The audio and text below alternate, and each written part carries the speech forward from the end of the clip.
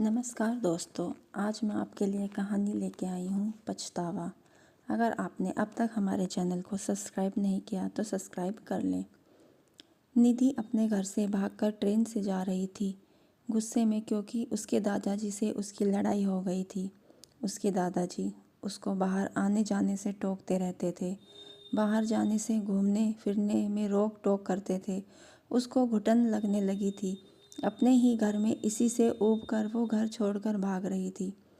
निधि train के reservation के डब्बे में बाथरूम की तरफ वाली सीट पर बैठी थी। उसके चेहरे से पता चल रहा था कि थोड़ी सी घबराहट है उसके दिल में कि कहीं टीटी आकर पकड़ लिया तो। कुछ देर तक तो पीछे पलट पलट कर टीटी के आने का इंतज़ार करती रही। शायद सोच रही थी कि थोड़े बहुत पैसे देकर कुछ निपटारा कर लेगी। देखकर यही लग रहा था कि जनरल डब्बे में चढ़ नहीं पाई, इसलिए इसमें आकर बैठ गई। डर कर एक कोने में छिपी बैठी थी। शायद ज़्यादा लंबा सफ़र भी नहीं करना चाहती थी वो। सामान के नाम पर उसकी गोद में रखा था एक छोटा सा बस्ता। किनारे की तरफ बैठे रवि को देर तक कोशिश करता रहा, निधि को देखता रहा। पीछे से उसे देखने की शायद चेहरा सही से दिख जाए, लेकिन हर बार असफल ही रहा। फिर थोड़ी देर बाद भी खिड़की पर हाथ टिकाकर सो गई और रवि भी वापस से अपनी किताब पढ़ने लग गया। लगभग 1 घंटे बाद टीटी आया और उसे हिलाकर उठाया। कहाँ जाना है बेटा? अंकल, बहुत दूर तक दिल्ली जाना है। टिकट है, दिखाओ। नहीं अंकल, जर्नल का है, लेकिन मैं वहाँ चढ़ नहीं पाई, इसलिए इसमें बैठ गई। अच्छा, तो 500 रुपये की पेनल्टी बनेगी। जल्दी पैसे दो। अरे अंकल जी, मेरे पास तो पैसे नहीं हैं। बहुत झूठने के बाद ये 200 रुपये ही हैं। ये तो गलत बात है बेटा, पेनल्टी तो भरनी पड़ेगी।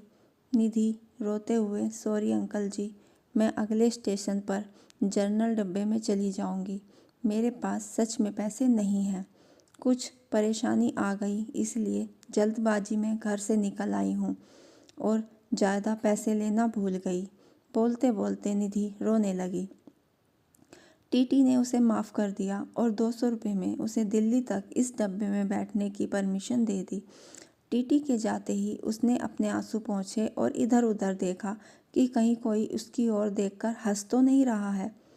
थोड़ी देर बाद उसने किसी का फ़ोन लगाया और कहा कि उसके पास बिल्कुल पैसे नहीं बचे हैं, दिल्ली स्टेशन पर उससे मिलने आ जाओ।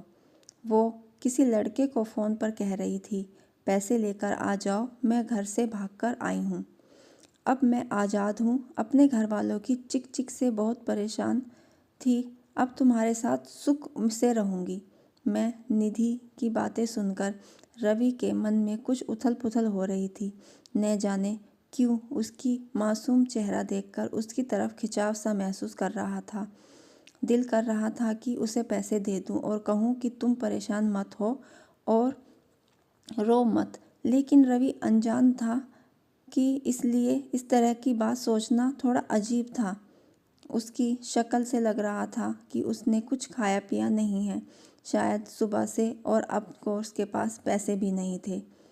बहुत देर तक उसे इस परेशानी में देखने के बाद रवि ने कुछ उपाय निकाला जिससे उसकी मदद कर सके और फ्लर्ट भी ना कहलाए। फिर मैं एक पेपर पर नोट लिखा, बहुत देर से तुम्हें परेशान देखते हुए देख रहा हूँ। जानता हूँ कि एक अनजान आदमी हूँ, हम उम्र लड़के का इस तरह तुम्हें नोट भेजना अजीब होगा और शायद तुम्हारी नज़र में गलत भी, लेकिन तुम्हें इस तरह परेशान देखकर मुझे बेचैनी हो रही है, इसलिए 2000 रुपये दे रहा हूँ। तुम्हें कोई एहसान न लगे, इसलिए मेरा एड्रेस भी लिख रहा हूँ। जब तुम्हें सही लगे और मेरे एड्रेस पर पैसे वापस भेज सकती हो। वैसे मैं नहीं चाहूँगा कि तुम वापस करो। एक चाय वाले के हाथों उसे वो नोट देने को कहा और चाय वाले को मना किया कि उसे न बताए कि वो नोट रवि उसे भेज रहा है। नोट मिलते ही उसने 2-3 बार पीछे पलटकर देखा कि कोई उसकी तरफ देखता हुआ नज़र आए तो उसे पता लग जाए कि यह किसने भेजा है, लेकिन रवि ने तो नोट भेजने के बाद मुंह पर चादर डालकर लेट गया। थोड़ी देर बाद चादर का कोना हटाकर देखा तो उसके चेहरे पर मुस्कुराहट थी। लगा जैसे कई सालों से इस एक मुस्कुराहट का इंतज़ार था। उसकी आंखों की चमक ने मेरा दिल उसके हाथों में जाकर थमा दिया। फिर चादर का कोना हटाकर थोड़ी देर में उसे देखकर जैसे सांस ले रहा था। लेकिन एक चिंता थी कि लड़की घर से भाग रही है, उसे रोकना जरूरी है। ट्रेन रुकी, निधि उतरी और शायद उस लड़के को ढूंढ रही थी जिसके साथ वह भागने के लिए आई थी। रवि से रहा नहीं गया, वो भी ट्रेन से उतरकर निधि के पीछे थोड़ी दूर तक चलने लगा। करीब 2 घंटे लगातार ढूंढने के बाद भी वो लड़का नहीं मिला। निधि अकेले अनजान शहर में स्टेशन पर बैठकर रोए जा रही थी। बहुत देर से खुद को रोके हुए रवि से रहा नहीं गया और निधि के पास जाकर बोला, क्यों रो रही हो? मैं काफ़ी देर से ट्रेन में भी आपको देख रहा था। और कोई परेशानी है क्या? निधि रोते हुए बोली, मैं घर से भागकर आई हूँ। वहाँ मुझे आज़ादी नहीं थी अपने तरीके से जीने की। रवि ने समझाते हुए बोला, आप घर से भागकर किसी लड़के से शादी करने वाली थी न? निधि, हाँ, लेकिन वो आया नहीं।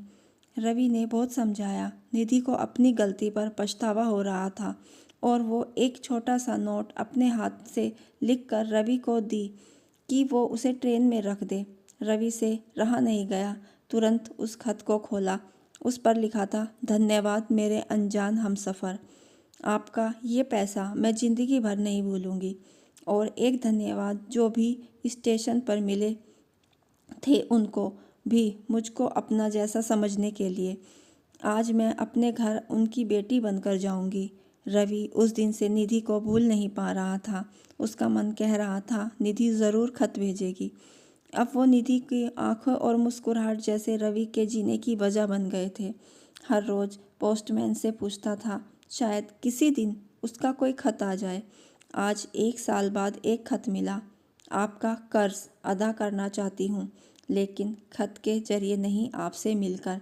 नीचे मिलने की जगह का पता लिखा था और आखिर में लिखा था, तुम्हारी अनजान हमसफ़र जो ट्रेन में मिली थी।